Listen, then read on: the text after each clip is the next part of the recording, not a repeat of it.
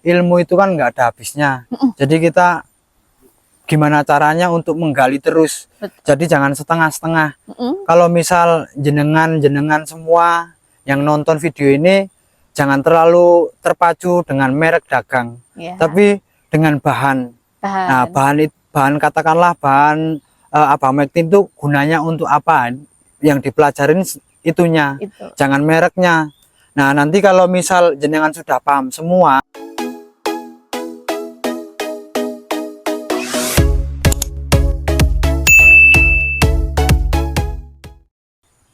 Assalamualaikum warahmatullahi wabarakatuh. Halo teman-teman semuanya, ketemu lagi dengan saya Vita Aprilia Safitri di Nusantara Bertani TV.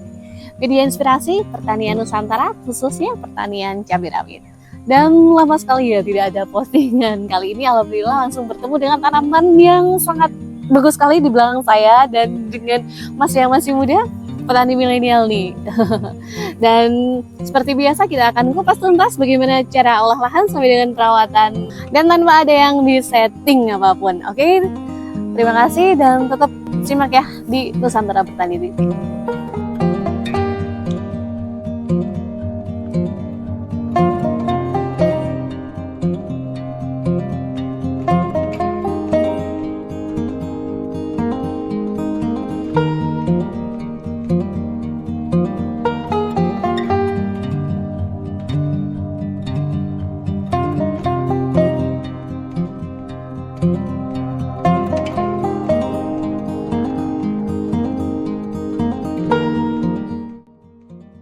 Oke Mas, saya mohon izin untuk wawancara ya Mas ya. Siap. Biasa langsung dari olah lahan kan nanti sampai dengan perawatan kali ini. Dan nanti jenengan pakai apa aja, pupuknya, insek, pestisida apapun, silahkan jawab dengan Siap. sejujurnya nggak apa-apa, karena memang nggak ada yang kita obrolkan dulu tadi, nggak ada yang. Oke, perkenalan dulu nih Mas. Dengan nama siapa? Nama saya Ondik Dwi Andrianto, saya tinggal di Dusun Melulon, Kelurahan Jurang, Kecamatan Temanggung, Kabupaten Temanggung. Umur saya 30 tahun. 30 tahun, ya hampir 11-12 dengan saya nih. Oke Mas, Mas Ondik gitu ya, saya panggilnya Mas Ondik. Kalau boleh tahu ini tanam benih apa nih Mas? Benih Cyber 77 dari Candi. Benih Cyber 77, udah TAFI ya Mas ya? Kalau sudah. Oke, dilihat dari ini kok banyak sekali. Ini populasi berapa sih Mas? Kurang lebih 3.000. 3.000? Ya, tapi 3.000. per lubang saya lihat isi dua. Isi dua. Berarti itu per lubang ada berapa lubang tuh Mas? Ya kurang lebih di 2.000 lubang. 2.000-an ya. Kurang lebih ya. Dan benihnya 3.600-an. Ya. Betul. Ini panennya raya banget loh, lumayan. Ya alhamdulillah Mbak, lumayan juga. Keberapa panennya? Sekitar 25 sampai 30. 25 sampai 30. Ini lagi panen ya Mas, tadi saya lihat ada. Betul, lagi panen juga. Terakhir kemarin dapat berapa kilo Mas? Kurang lebih di 225 kilo. 225. Udah masuk 2 kuintal. Kalau paling banyak nih, panenan yang ini paling banyak berapa? Ya itu, sekitar itu. Oh, sekitar itu juga, 225. Rata-rata. Alhamdulillah lumayan ya. Dan oke, kita mau langsung aja tanya ya Mas ya. Ya betul. Kisaran olah lahan. Ya. Dulu ini olah lahan bukan jada kan? Bukan. Ini lahan dari bekas tanaman padi. Pertama saya sebar kohe, sebar dolomit sama pupuk subsidi Ponska. Saya sebar, terus rotari ya, di rotari setengah jadi saya sebar lagi kohe sama Ponska subsidi juga. Gitu. Habis itu naikin udah jadi bedengan, saya sebar dolomit lagi, baru tutup mulsa. Jadi memang setinggi itu ya, karena berlapis-lapis ya Mas ya? Betul. Oke, itu pakai kohe apa ya Mas?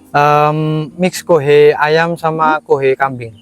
Mix kohe ayam dan kohe kambing. Itu yang udah bener-bener kering fermentasi, gitu ya? Fermentasi, sudah. tersimpan lama gitu Mas. Habis berapa deh Mas kohe kambing? Kalau kohe ayamnya sekitar 18 karung, terus kohe kambingnya kurang lebih 15 karung. 15 karung. Dan itu kenapa sih Mas kok berlapis-lapis sampai prosesnya lumayan gitu ya? Ya karena target saya satu pohon 1 kilo, jadi pondasi awal memang saya kuatin dulu. Oke, betul tuh pondasi awalnya memang dikuatin. Dan memangnya ini udah dapat berapa kilo per pohon gitu? Kurang lebih ya 7 onan paling. 7 anak. Nah, Dan 7 belum belum habis ya. Kayaknya masih banyak ya.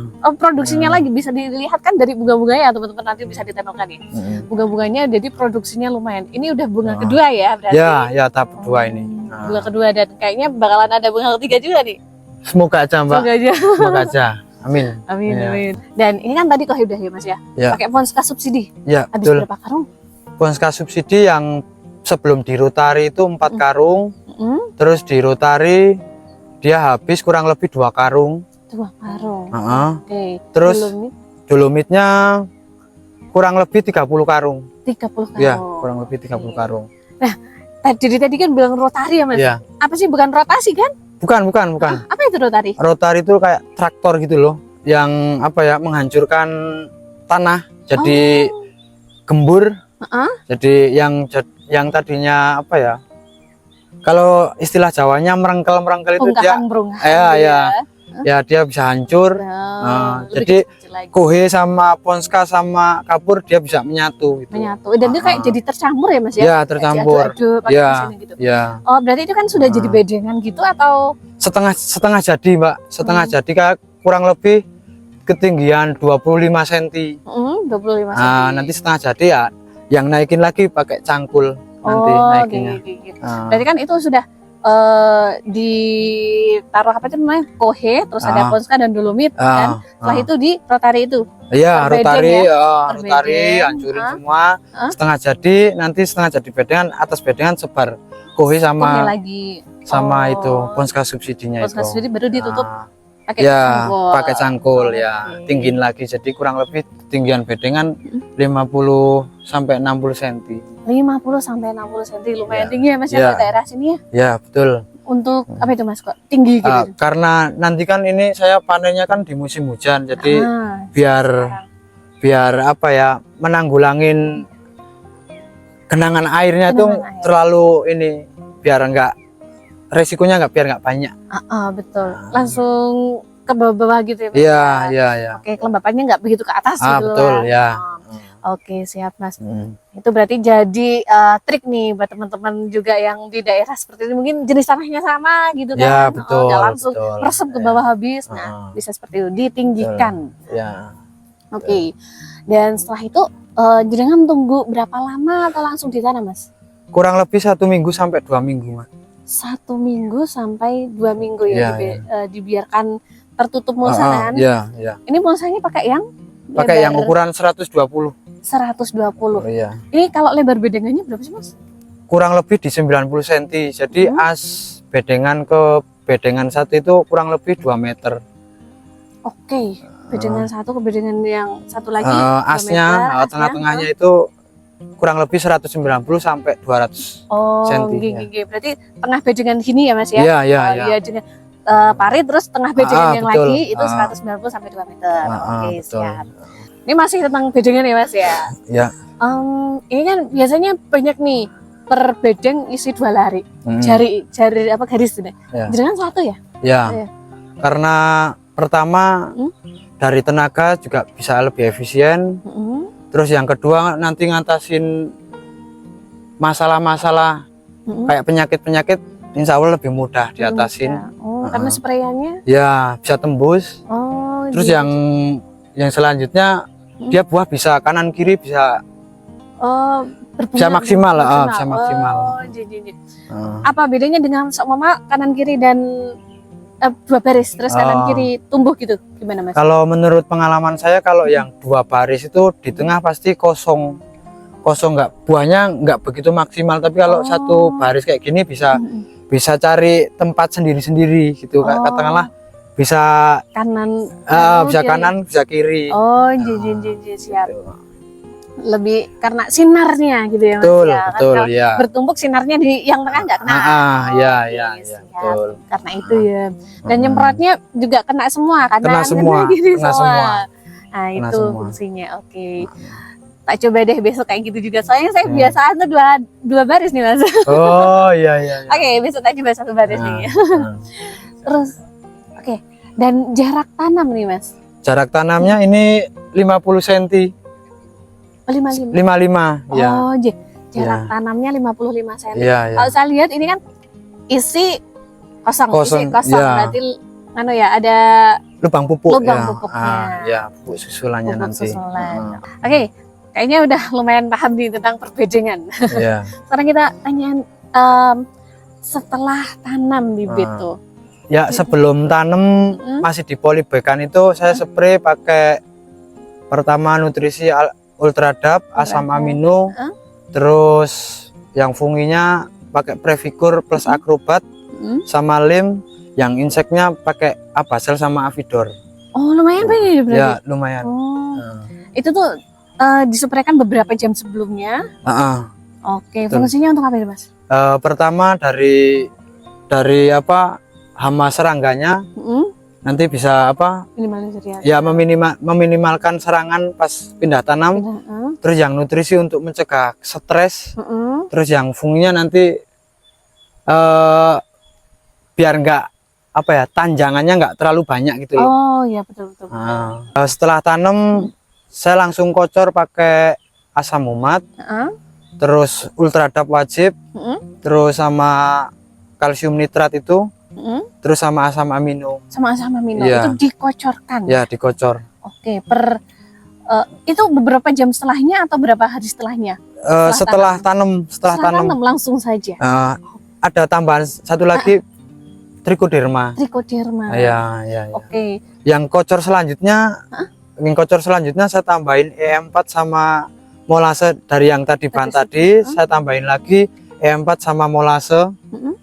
Terus yang lewat spray seminggu sekali spray insek. Ya, Abasel sama Avidor. Oke. Itu kan pengocoran yang kedua tuh Mas. Itu selisih berapa hari setelah tanam? 5 hari. 5 hari. Ya. Oke. Selama 3 kali aplikasi. 3 kali aplikasi. Berarti aplikasi pertama adalah setelah tanam. Ya. Aplikasi kedua 5 hari setelahnya. Ya. Terus 5 hari setelahnya lagi. Ya. Oke, berarti kira-kira sampai 10 hari ya HST. Kurang lebih di 15 hari. 15 HST. Iya, 15 hari. 3 itu. Dan setelah itu kan perawatan seperti biasa ya Mas ya, ada spray. Jangan bilang 1 minggu sekali? Ya. Karena masih kecil waktu itu. Ya, karena masih kecil, terus masih serangan belum begitu enggak terlalu banyak serangan gitu. Oke. Dan itu bulan apa sih Mas pas tanam? Saya pas tanam, kalau yang ini tuh bulan Juli, awal Juli. Awal Juli itu hujan juga udah enggak terus ya Mas ya, tapi masih enggak ya. 1-2 kali. Dan waktu itu inseknya tadi pakai apa Mas? Pakai Abamectin, Abasel, Avidor. Terus Avidor buat imidacloride, tungau kutu-kutuan. Kalau yang tungau pakai Samit. Ya. Itu jenengan rolling ya Mas ya? Rolling ya. Kalau funginya pakai apa Mas? Funginya pas umur 14 hari saya pakai Bion. Terus spray Bion lagi di umur 28 hari. Oke, ya. 14-an 28 ya, karena di Bion kan dia ada kandungan benzolar S-metil itu. Yang klaim-klaimannya itu kata menurut ilmiah ya, menurut ilmiah itu buat imun kayak kalau bayi cacar gitu, dicacar. Dikasih vaksin dulu. Iya. Sebelum kena dikasih vaksin dulu. Oke, siap. Dan itu kan biasanya ada pupuk yang spray nih Mas. Pakai yang spray saya wajib pakai Ultradap pas masa vegetatif sama asam amino. Itu pakainya seminggu sekali atau 2 minggu sekali? 1 minggu sekali. Oke. 1 minggu sekali. Sampai usia berapa bulan? Sampai pecapang. 2 bulanan? Ya, kurang lebih 40 sampai 50 ya. Oke, sampai 50 hari ya. Dan biasanya kan kutu nih. Kalau tungau dan trip itu tuh untuk yang jenis aram seperti ini lumayan ya pas masa pertumbuhan ya kiranya. Jadi kan waktu itu terserang juga Mas? Terserang, sempat kayak resisten gitu loh. Terus saya tembak pakai Simodis. Ya, setelah itu kembali lagi ke yang tadi ya, yang murah-murah. Murah-murah, gitu. ya, betul. lumayan ya. Ya lumayan. Kembali lagi ke yang kayak Bektin Abazel gitu Iya, ya. iya. Oke, siap. Waktu itu oke. Nembaknya gimana nih Mas waktu itu Mas? Kalau pas istilahnya kok nggak sembuh-sembuh, trip sama ininya, tunggunya saya tembak si modis tapi yang bagian daun atas saja. Oke, berarti penyepraiannya gini. Ya, karena dia ya, kan belum tinggi ya. klaim dari pabrik dia kerjanya telan selaminar kan dia. Dia Maksudnya? di spray apa lewat atas daun dia bisa disebar ke seluruh tanaman. Jadi agak lebih irit gitu. Oh, gitu. Belum kalau kena atasnya aja dia nanti Ya nyebar bisa sendiri. nyebar Oke, sendiri. siap-siap. Ya. Dan setelah itu sekiranya berapa kali aplikasi atau cuma sekali Itu cuma 2 kali. 2 kali aplikasi? Iya, 2 kali aplikasi. Oke, setelah itu balik lagi. Oke, siap. Ini kan tadi kalau untuk pupuk pengocorannya sampai 15 HST ya Mas ya? Ya. Setelah itu ada di umur 20 sampai 25 saya kasih nasinya NPK yang Mutiara 16. Terus kalsium nitrat sama asam umat wajib.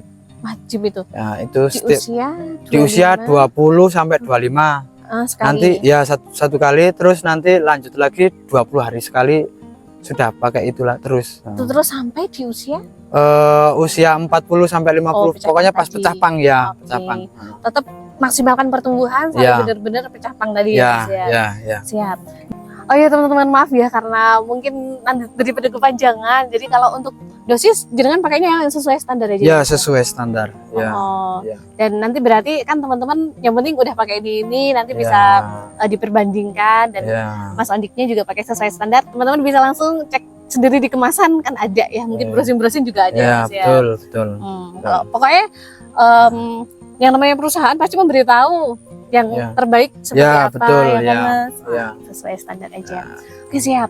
Ini kan udah masuk ke vegetatif selesai Mas ya, masuk ke generatif. Biasanya generatif itu ada perbedaan nih pupuk dan pestisidanya. Kalau yang generatif saya kalau dari kocor saya akalin pakai Ponska subsidi terus ditambah KCL sama tambah Mutiara yang 16 itu, terus yang kalsium nitrat sama asam umat ikut lagi. Itu wajib ya. Kalau yang wajib itu. Jadi jenengan tuh asam umat itu dari awal sampai setiap kocor saya ikut.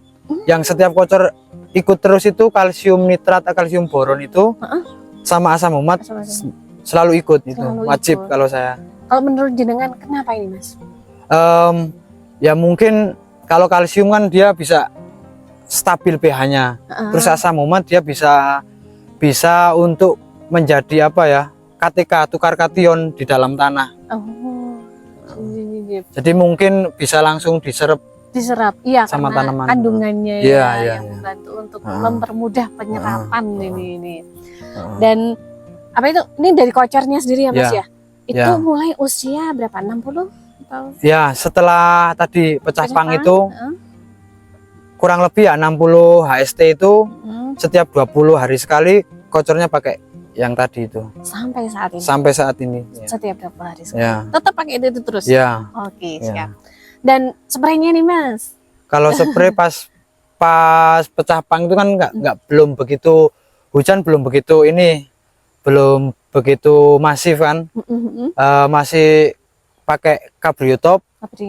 Yang fungi, terus yang insek tetap sel tadi sama Avidor sama Summit rolling aja. Terus yang nutrisi rolling MKP KNO3 putih sama CNG kalsium nitrat ya.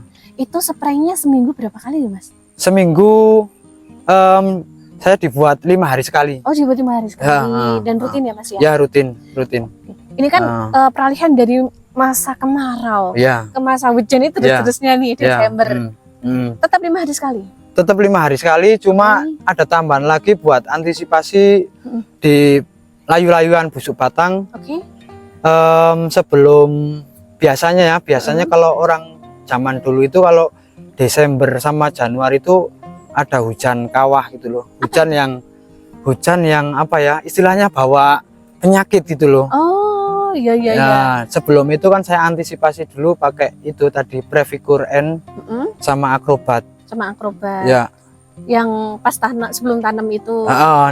Ulangi lagi nanti ulangi pas lagi. menjelang mau musim hujan datang. Mau musim hujan. Oke, berarti sebelum sudah itu. dicegah dulu gitu Ya, Mas, ya. pakai itu. Ya, Berarti itu yang Previkur sama apa tadi Mas? Akrobat. Akrobat spray sekali aja. Mau hujan ini. Perbandingan kalau pas mau mendekati musim hujan itu perbandingan 3-1.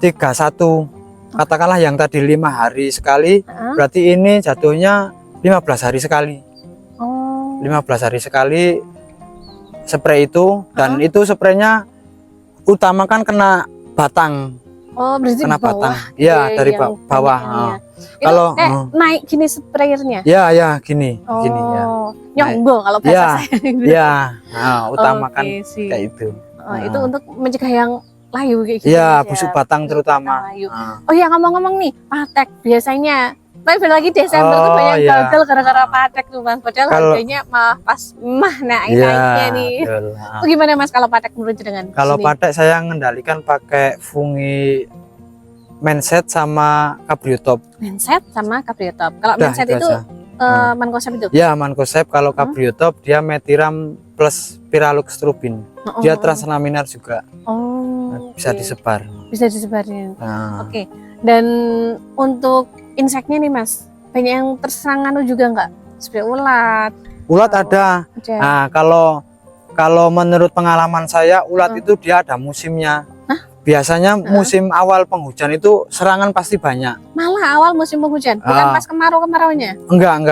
Kemarau masih sedikit. Kalau pas awal mula musim hujan itu pasti banyak.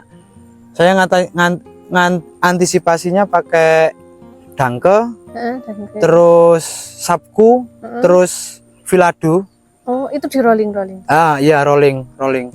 Kalau yang ulat geraya itu pakai dangke, kalau yang ular kecil-kecil kayak bor kayak itu pakai sabku sama vilado itu. Oke. Dan kalau jenengan dia kadang masih sampai sekarang masih pakai atau pas ini aja? Jarang Mbak, saya lihat serangan kok, serangan di lapangan. Lapangan aja. Iya. Kalau ada 1-2 yang kena langsung pakai. Iya. Enggak ya? Enggak.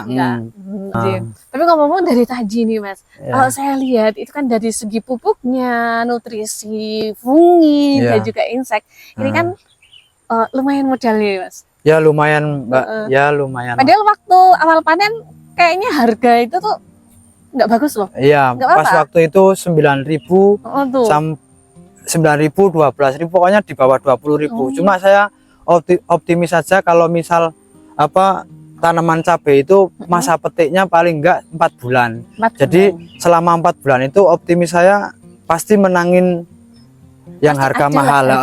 Gitu. Biasanya yang bulan Desember Januari itu banyak kemungkinan potensi harga lumayan itu presentasinya ya 70%, kebanyakan bagus ya.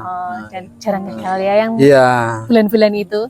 Ya memang beberapa bulan sebelumnya kalau mau panen pas itu kan susah air ya Mas. Iya betul. Oke. Dan bulan-bulan di mana serangan patek juga. Ya jamur gitu. Banyak. Oke. Tapi pasti jadi ya Mas. Walaupun modalnya hitungannya tetap jadi. Karena kan kembali kayak tadi targetnya 1 pohon 1 kilo, insya Allah bisa. Seenggaknya ada upah rokok pas ini pemeliharaan setidaknya gitu. Tapi insya Allah jenengan selama ini tidak ada yang kayak zong gitu Mas. Alhamdulillah dari awal. Alhamdulillah nggak ada. Alhamdulillah. Karena gini, kalau nanam cabai itu menurut pengalaman saya jangan terlalu emosi.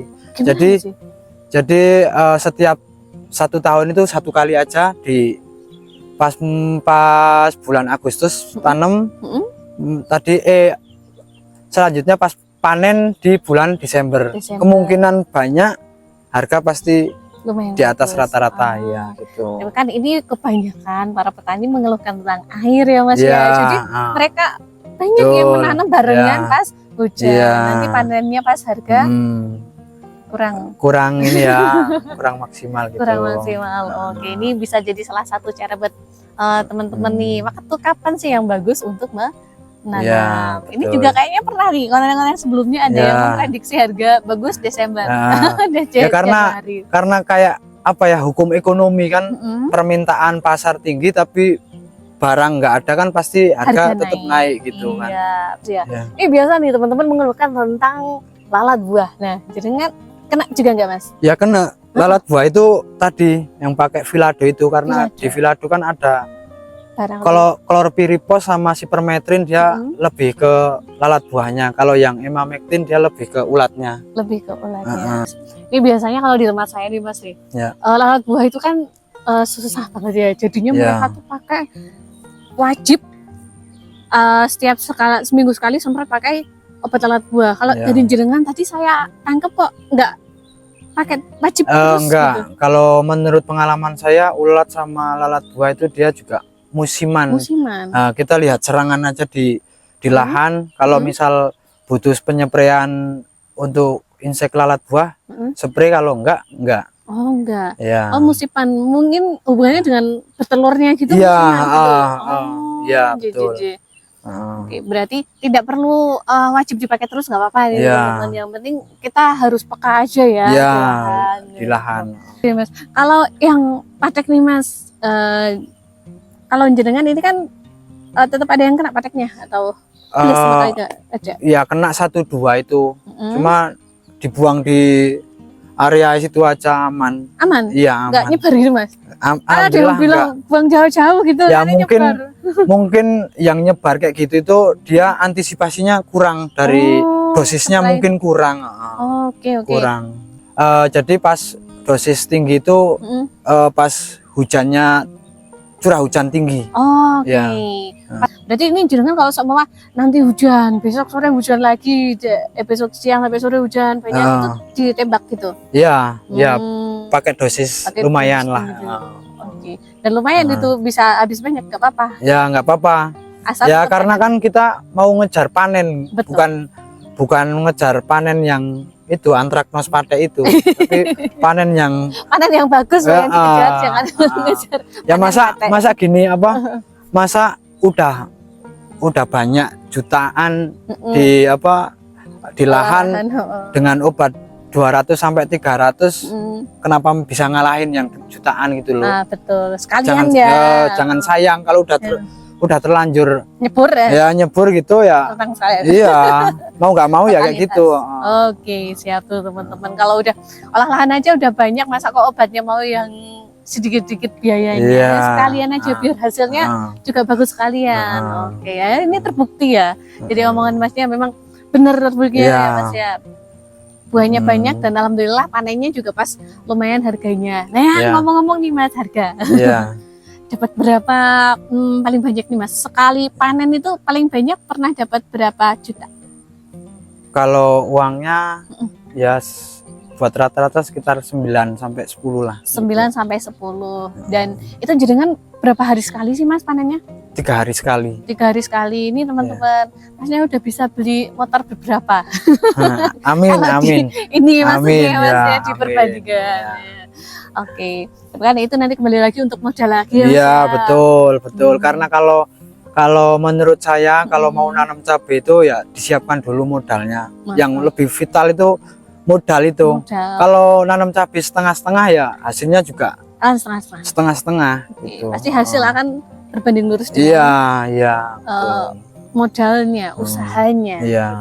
Oke, siap Mas. Nih saya ngomong-ngomong mau nanyain tentang buahnya nih Mas. Jangan kan di sini masih belum begitu banyak tanam cyber ya Mas? Iya, betul. Kenapa terus akhirnya ini tanam cyber, dan saya dengar-dengar kok jenengan juga jadi mungkin ditanyain sama teman-teman atau saudara-saudara lain cara tanamnya bagaimana, kok lumayan sukses ini. Tuh gimana tuh? Pertama saya tertarik di cyber itu ruas batangnya itu pendek, jadi kan kalau buahnya kan dia di antara ruas itu. Kalau logikanya kalau ruasnya pendek pasti banyaknya buahnya banyak. Buahnya iya. Iya, Itu di iya situ. gitu. Oke, berarti kalau luas percabangannya banyak, otomatis nanti Buah. tunas untuk buahnya, bunganya juga banyak. Betul, Nah, ya. ini bisa dilihat dombeo-dombeo banget, Iya. padahal udah panen 25 sampai 30 kali ya. Iya. Oke, selain itu Mas, apa lagi Mas? Yang kedua, dia sudah tahan virus. Yang utama nih ya. Iya, betul. Karena sekarang kan sudah endemik virus ya di area sini. Kalau istilahnya kasarnya saya mau panen ya ambil yang tahan virus ya. Oke. Nah, gitu. Kalau mau panen, Nah. kalau nggak mau panen ya monggo, ya enggak tapi. Iya, Karena mungkin produksinya ya Mas ya. Iya. Walaupun Iya. harga selisih, padahal selisihnya kan cuma gini berapa? kalau yang tipe ori itu kan dia paling enggak 5 hari sampai 7 hari sekali petik. Tapi kalau yang ini kan 3 hari. 3 hari sekali petik. Iya petik. Jadi kalau soal harga bisa ngejar, bisa perputaran uang bisa cepat gitu. Tetap kuantitasnya itu tuh nanti hasilnya. Kalau dihitung-hitung secara rinci lebih banyak yang ya? jenis RM biasa. RM. Ya karena memang kalau sudah bule itu sudah kuning, daunnya otomatis tidak bisa memproduksi makanan. Iya betul. Kurang. Dan, kalau ini kan tetap daunnya hijau semua ya Mas ya. Produksi terus makanannya. Jadi tetap dengan perawatan yang sama tetap maksimal. Yang ini yang Tavi ya. Iya betul yang Tavi. Oke siap nih Mas. Kalau ini dari segi tadi jumlah buahnya gitu ya Mas ya, dan intensitas kuantiti produksi. Selain itu Mas, ada lagi yang mungkin membuat jenengan lebih suka dengan fiber Mas? Ya karena klaim-klaiman dari perusahaan bisa mencapai 1,7 ya, tak kira target 1 kilo bisa masuk ya Mas? Bisa, insya Allah mudah, mudah. Iya. Karena pasti kalau namanya perusahaan itu sudah melakukan riset. Ya betul. Mungkin dari perusahaan memang sudah memproduksi segitu. Nah kita bisa mengusahakan segitu juga. Doanya. Kita juga ikut mendoakan ya Mas. Ya amin. Kalau dengan sukses dengan ini nanti juga kita juga seneng ya Mas ya melihatnya. Semoga kita juga bisa nih teman-teman. Saya juga pengen tuh Mas gini banyaknya. Oke. Berarti kalau ini buat teman-teman nih mungkin masih mencari apa sih benih yang cocok, dari Mas Ondik sendiri gimana, merekomendasikan nggak Mas? Ya jangan ragu-ragu untuk tanam Cyber 77 karena di samping potensi hasil juga bagus, rumatan perawatan juga mudah. Lumayan mudah. Iya. Siap-siap. Ini dari Mas Ondik sendiri yang lumayan udah habis berapa pack gitu Mas? Ya lumayan. Lumayan. Ini ngomong-ngomong juga katanya sepupunya juga tanam. Teman-teman juga tanam. Oke. Baru tadi saya diceritain ini katanya teman-temannya juga dan saudara-saudaranya juga direkomendasikan ya karena sudah pengalaman dulu dari Mas Ondiknya. Oke nih Mas, buat jenengan kan dari tadi kayaknya paham banget nih. Saya aja nggak begitu paham tentang bahan aktif tuh, penyebutannya sampai hafal sekali ini Mas. Referensi ini banyak ya? Ya karena ilmu itu kan nggak ada habisnya. Jadi kita gimana caranya untuk menggali terus. Jadi jangan setengah-setengah. Kalau misal jenengan semua yang nonton video ini jangan terlalu terpacu dengan merek dagang, tapi dengan bahan. Nah, bahan katakanlah bahan abamectin itu gunanya untuk apa? Yang dipelajarin itunya, jangan mereknya. Nah, nanti kalau misal jenengan sudah paham semua kayak gitu, buat tanaman seperti apa itu jenengan bisa memodif sendiri. Karena mungkin beda lahan, beda. Ya, beda lahan, beda cara ininya ya. Caranya. Ya. Yang penting paham masalahnya apa, bahan aktifnya apa, solusinya gitu betul. Mas ya. Gitu siap nih dari Mas Ondik. Berarti jangan juga sering ya Mas ya lihat konten-konten di YouTube ya Mas. Sering. Cuma jangan terpacu dengan satu sumber. Betul. Kalau bisa banyak berbagai sumber yang ada penelitian ilmiahnya. Kan juga ada di Google banyak. Nanti akan ada PDF itu. Nanti dibaca-baca itu penelitian dari luar, dari dalam negeri juga banyak gitu. Karena memang referensi itu sangat penting untuk kita ya Mas ya. Nanti kalau sudah menguasai itu, mau buat tanaman seperti apa itu, insya Allah bisa. Dengan biaya yang mungkin efisien gitu. Efisien. Ya, Ya. tuh dari Mas Andi nih teman-teman. Dan insya Allah dari bertani cabai ini bisa untuk mencukupi kebutuhan sehari-hari ya Mas ya? Ya, Sangat bisa, bisa, sangat bisa. bisa. Oke Mas, ini jangan itu memang bertani ini atau ada pekerjaan yang lain Mas? Kalau pekerjaan lain itu saya fotografer wedding Fotografer. yang biasa Sabtu Minggu, terus waktu luangnya saya buat di lahan, Oh, di sawah. di sawah. Karena kalau di sawah ya dibilang hiburan ya hiburan, dibilang ada penghasilan ya ada penghasilan Ada. gitu. Oke. Ya. Berarti ini jenengan Sabtu Minggu biasanya memang ada Ya, job ya Mas ada ya? job ya, project itu. Ada project dan hari yang lain nih produktif sekali nih. Ya, Anteng aja. ya betul, betul. Ini kan daerah Temanggung ya Mas. Berarti biasanya ambil daerah Temanggung aja atau sekitaran gitu? Nah, dulu pas belum menikah, yang fotografer ya ini ya. Fotografer. Sebelum menikah itu sampai Jogja, Sampai Jogja. Oh. Cilacap, ya, Berarti udah kemana-mana ya Mas ya? tapi sekitar Pulau Jawa. Cuma kalau sekarang udah nikah jadi ya jadi area Temanggungan aja lah. Oh, Temanggung Magelang. Ya, yang gitu ya, Mas, yang sekitar. penting pulang gitu kan. Langsung pulang gitu. Iya, Nggak nginep-nginep gitu. Iya. Udah ada anak istri. Betul. Oke. Betul. Dan boleh tahu nih namanya apa sih Mas? Nama vendornya Evonek Fotografi. Evo Night Fotografi. Ya, Oke, nanti oke. tulis di bawah tuh ada Oke, tuh. Nanti siap. bisa di calling-calling sama Mas adiknya. Oke. Udah lebih berpengalaman nih.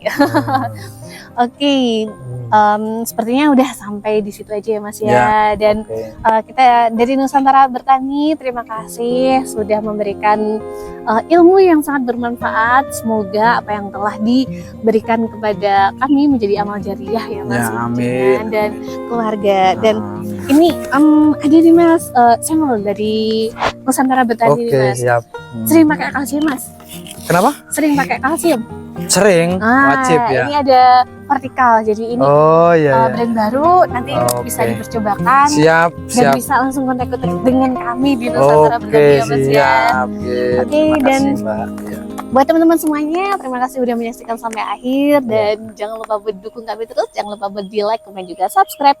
Bye-bye, terima kasih dari kami dan mohon maaf bila ada salah-salah kata. Wassalamualaikum warahmatullahi wabarakatuh. Waalaikumsalam warahmatullahi wabarakatuh.